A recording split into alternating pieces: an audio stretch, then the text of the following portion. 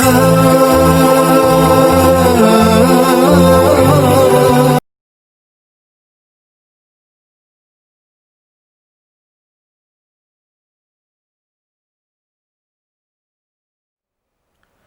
کی ایک دوسری ذمہ داری اور آپ کا فرض منصبی یہ ہے تعلیم کتاب،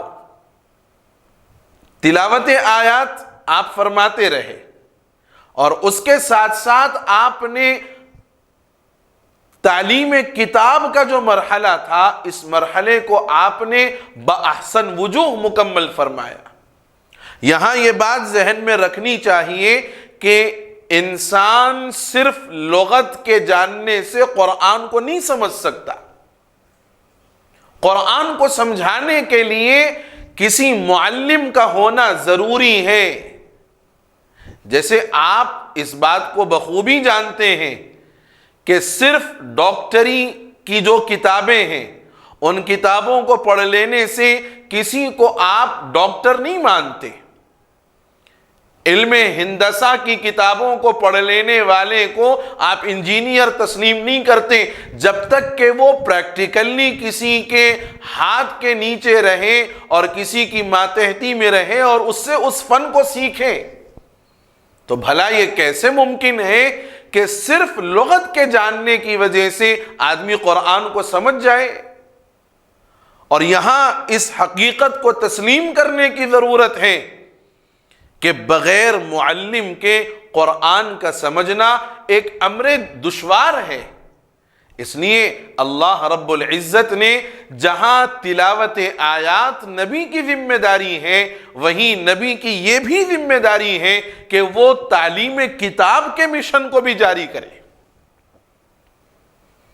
چنانچہ احادیث مبارکہ میں ایسی سینکڑوں مثالیں مل جائیں گی جہاں حضرات صحابہ کرام نے جو باوجود کہ عرب تھے، قرآن عربی میں ہے، لیکن اس کے باوجود صحابہ نے جو سمجھا وہ منشأ خداوندی نہیں تھا، اس کی اصلاح کرنا پڑا نبی پاک صلی اللہ علیہ وسلم کو۔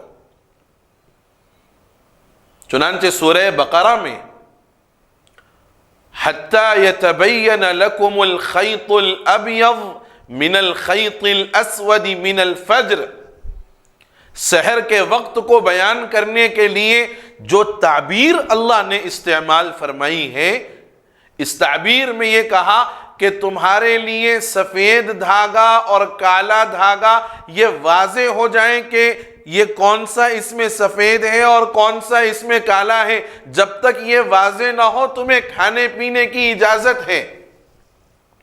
اس کا مطلب یہ ہے در حقیقت کہ صبح کی روشنی اتنی ظاہر ہو جائے کہ آپ فرق کر سکیں کہ کون سا دھاگا کالا ہے اور کون سا دھاگا سفید ہے۔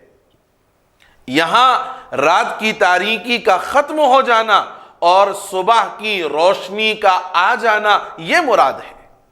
لیکن حضرت عدی ابن حاتم رضی اللہ عنہ وہ رات کو جب سوتے تو اپنے بستر کے نیچے یہ دونوں دھاگے رکھتے اور ان دونوں کو لے کر کے بار بار دیکھتے رہتے، جب تک ان دونوں کا فرق نمایاں نہ ہوتا اس وقت تک آپ سحری کھایا کرتے۔ اللہ کے نبی صلی اللہ علیہ وسلم کی خدمت میں حاضر ہوئے، فرمایا یا رسول اللہ میں نے اس آیت کا مطلب یوں سمجھا اور یہ عمل کر رہا ہوں۔ حضور نے فرمایا اگر ایسا ہے تو تمہارا بستر بہت چوڑا ہے اور بہت وسیع ہے کہ جس میں مشرقین اور مغربین سما جائیں۔ حضرت عدی ابن حاتم کو بات سمجھ نہیں آئی تو فرمایا یا رسول اللہ بات کیا ہے؟ حضور نے فرمایا اس کا یہ مطلب نہیں ہے کہ تم دو دھاگے اپنے بستر کے نیچے رکھو اور بار بار اس کو دیکھتے رہو، جب تک یہ دونوں میں فرق نمایاں نہ ہو جائے اس وقت تک کھاتے رہو، یہ مراد نہیں،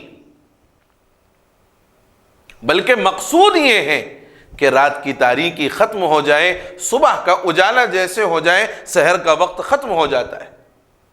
حضرت عدی ابن حاتم صحابی رسول ہیں، عربی بخوبی جانتے ہیں، لیکن اس کے باوجود اس آیت قرآنی کا جو فہم تھا اور اس کا جو اصل منشا تھا وہ اللہ کے نبی علیہ الصلوۃ والتسلیم کی وضاحت کا محتاج تھا. آپ نے وضاحت فرمائی، تب جا کر کے بات سمجھ میں آئی.